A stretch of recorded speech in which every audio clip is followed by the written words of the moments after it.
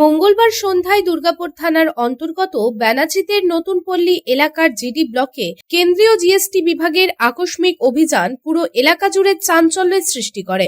দুর্গাপুরের কোটমোড় এলাকা থেকে এক ট্রান্সপোর্ট ব্যবসায়ী মুলায়ম যাদবকে সেন্ট্রাল জিএসটি গোয়েন্দা দল আটক করেছে বলে জানা গেছে।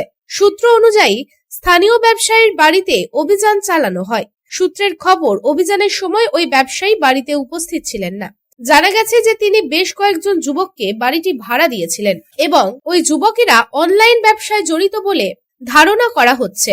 মঙ্গলবার সন্ধ্যায় কেন্দ্রীয় সশস্ত্র বাহিনীর সাথে জিএসটি বিভাগের কর্মকর্তারা বাড়িটি ঘিরে ফেলেন, তল্লাশি অভিযান শুরু করেন এবং উপস্থিতদের জিজ্ঞাসাবাদ করেন।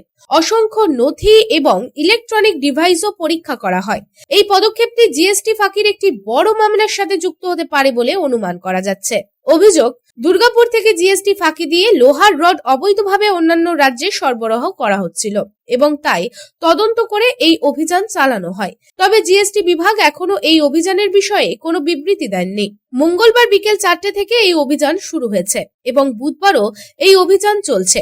প্রায় 20 ঘন্টা পেরিয়ে গেলেও এখনো পর্যন্ত টানা অভিযান চালাচ্ছে জিএসটি বিভাগ। জিএসটি বিভাগের এই পদক্ষেপের পর এলাকায় উত্তেজনা বিরাজ করছে। দুর্গাপুর থেকে সাধন রোজের report, public Times. I am Dr. Radha Krishna. I am a gastroenterologist and a liver specialist. So I do visit Durgapur once a month. I stay here for 2 days.